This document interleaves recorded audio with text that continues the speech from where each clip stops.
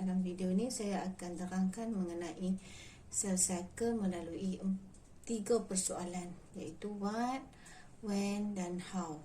Kita mula dulu dengan what. Cell cycle merupakan complete sequence of event in the life of an individual live blood cell, ataupun merupakan satu siri perlakuan yang lengkap bagi satu sel induk yang diploid, yang 2N. Cell cycle bila berlaku, ia berlaku begin from the time it is formed from dividing parent cells until its own division into daughter cell. Berlaku bermula apabila terbentuknya satu sel anak hasil pembahagian sel induk, sehinggalah sel anak itu membahagi membentuk sel-sel anak yang lain. How? Cell cycle berlaku melalui 2 fasa utama, iaitu interphase dan mitotic phase. Interphase merupakan fasa persediaan khusus untuk melakukan proses cell division, iaitu mitotic phase. Fasa persediaan ataupun fasa growth cell ni merupakan fasa yang terpanjang dalam kitar sel. Ia memakan hampir 90% daripada satu kitar sel. Dan pada fasa ini, kebanyakan organel dan cytoplasm dan saiz sel akan meningkat untuk membolehkannya bersedia untuk memasuki fasa cell division ataupun fasa pembahagian sel yang kita kenali sebagai mitotic phase.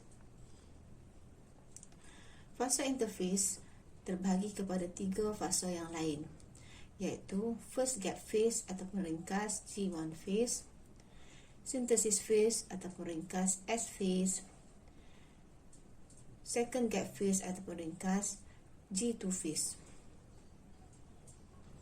Semasa fasa G1 phase ataupun first gap phase, ada 5 perkara berlaku, iaitu yang pertama, number of organelle increase, volume of cytoplasm increase, cell size increase, protein synthesis occur, and various enzyme required in S phase also being synthesis. Okey, untuk memudahkan kita mengingat fakta-fakta tentang event yang berlaku semasa G1 phase, saya telah ringkaskan dalam bentuk berikut.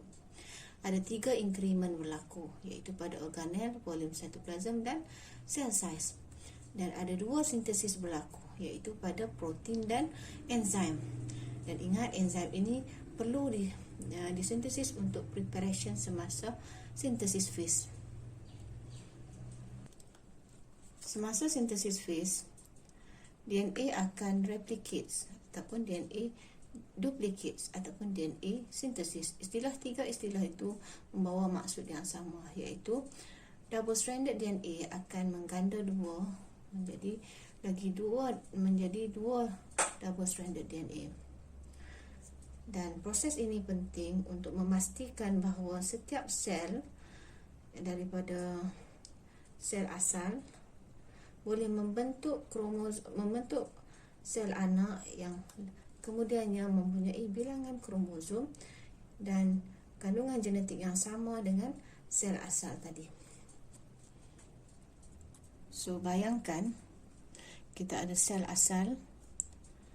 Okey, sel ini mengandungi sepasang kromosom dengan 1 kromatid setiap satu.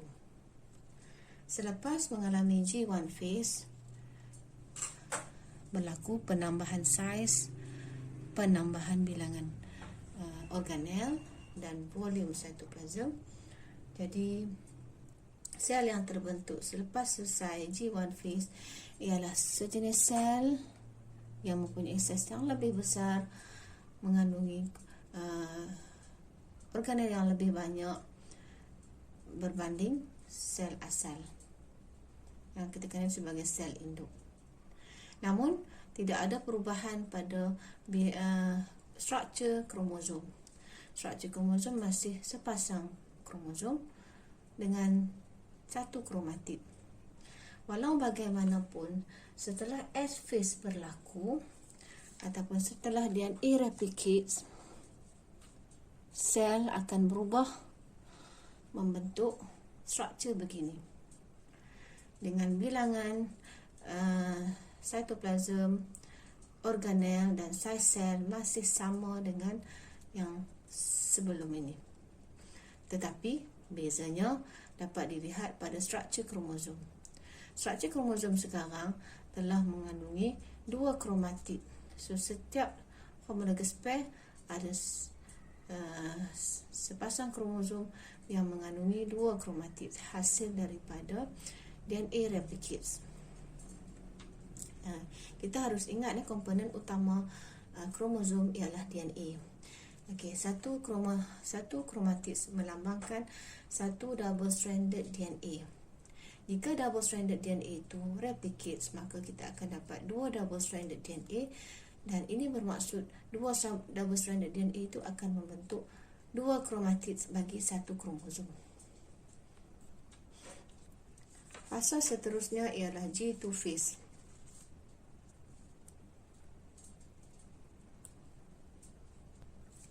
Dalam G2 phase ataupun second gap phase ni ada 7 event yang berlaku. 7 perkara yang berlaku. Start dengan cell growth more, increase synthesis of protein, increase synthesis of organelle, increase energy store, formation of 2 centrosomes, formation of ester, thus complete preparation of cell division. So untuk mudahkan kita mengingat fakta yang banyak ni, kita mulakan dengan cell growth more. So in term of what? So in term of 3 criteria. Increment. Okay, increment yang pertama protein, kedua organelle, ketiga energy store. Dan lagi untuk memudahkan kita ingat form. Okay, form. Ada 2 form di sini. 2 centrosomes forms and ester forms. Dan last, bila semua selesai, maka kita boleh consider G2 phase sebagai complete preparation of cell division. So kesemuanya 7 event. Ingat balik, 5 event, 1 event dan 7 event. Di akhir fasa G2 phase, kita akan dapati terdapat perbezaan bentuk pada sel. Kalau pada peringkat S phase, kita ada sel yang mengandungi kromosom dengan 2 kromatids. Benda yang sama berlaku pada peringkat akhir G2 phase. Namun kalau kita tengok pada ruangan cytoplasm, organelle number kurang sikit. Pada peringkat G2 phase, organelle number akan banyak lebih lagi daripada itu. Selain pada itu, pada peringkat akhir S phase tak ada pembentukan centrosomes. Di sini centrosomes dah ada. Nampak macam titik-titik-titik tu. Itu centrosomes. Dan dalam centrosome mengandungi a pair of centriole. Dan di sini juga terbentuknya ester. Ester ni refer kepada garisan-garisan putus-putus ni. Ester ni sebenarnya ialah star shape of the microtubule. So untuk pengetahuan semua, centrosomes merupakan microtubule organizing center. Okay, sementara ester merupakan star shape of the microtubule. Okay. Centrosome penting kepada proses cell division, di mana ia penting untuk organize microtubule bagi membentuk struktur spindle fiber. Spindle fiber penting untuk membantu proses separate kromosom dan pole kromosom to opposite pole, iaitu semasa proses anaphase. Okey, selanjutnya kita tengok pula untuk mitotic phase. Mitotic phase ataupun dikenali sebagai fasa cell division ada 2 fasa utama, iaitu yang pertama mitosis dan yang kedua cytokinesis. Mitosis boleh diterangkan melalui note berikut, iaitu mitosis merupakan fasa pembahagian nukleus ataupun nama saintifiknya karyokinesis. Okey, untuk mitosis terdapat 4 phase di bawahnya, iaitu prophase, metaphase, anaphase dan telophase. So gambar raja di bawah menggambarkan proses-proses ataupun fasa-fasa dalam mitosis. Bermula dengan prophase, iaitu menunjukkan kelakuan kromosom yang sedang memendek dan become visible. Okey, fasa metaphase menunjukkan kelakuan kromosom yang tengah align, berbaris beratur di metaphase plate kali hitam tu. Dan fasa anaphase menggambarkan sister chromatids bagi setiap kromosom telah separate dan move toward opposite pole dan bergerak ke kutub-kutub berbeza, berlawanan. Dan fasa telophase yang ditunjukkan menunjukkan bahawa kedua-dua sister chromatid telah selamat berpisah dan telah dan nukleus telah membahagi kepada dua nukleus.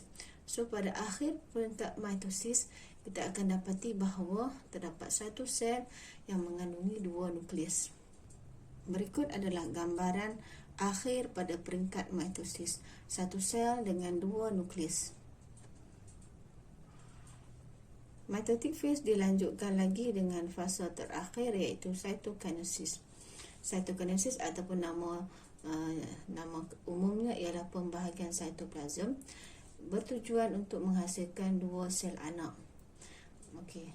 Melalui proses cytokinesis ni terdapat beberapa mekanisme yang berbeza yang berlaku antara plant cell dan juga animal cell. Bagi plant cell yang mempunyai cell wall yang sangat rigid, pembentukan pembahagian dua sel ini untuk membentuk sel anak dilakukan dengan pembentukan sel plate.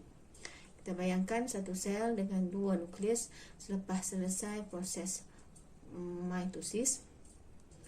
Selepas habis saja proses mitosis, sel plate akan terbentuk di tengah-tengah yang memisahkan antara dua nukleus. Sel plate ini akan kemudian membesar dan akhir sekali akan bercantum dengan dinding sel bagi sel induk asal. Last sekali, ini menyebabkan dua sel anak terpisah antara satu sama lain dengan sel dinding dinding sel yang baru. Lain pula untuk animal cell, pembentukan dua sel anak yang baru terhasil melalui cleavage furrow. Okey, cleavage furrow merupakan satu groove ataupun lekukan yang terbentuk dan disebabkan oleh wujudnya contractile ring yang sentiasa semakin mencerut ke dalam. Okey, so bayangkan ini animal cell dengan dua nukleus. Disebabkan terdapat wujudnya contractile ring yang sentiasa mencerut di tengah ni, maka terbentuklah struktur cleavage furrow. Cleavage furrow ini meneruskan pencerutan dia semakin dalam, get deepen. So ini menyebabkan kedua-dua sel tadi akan pinch off, akan terpisah, membentuk dua sel anak yang berbeza. Dan inilah gambaran akhir bagi proses cytokinesis. Dua sel anak sudah terbentuk. So jika kita bandingkan sel induk asal sebelum mula proses cell cycle, dia ada satu sel dengan sepasang kromosom yang mengandungi satu kromatid. Begitu juga dengan sel anak yang terbentuk. Ini daughter cell.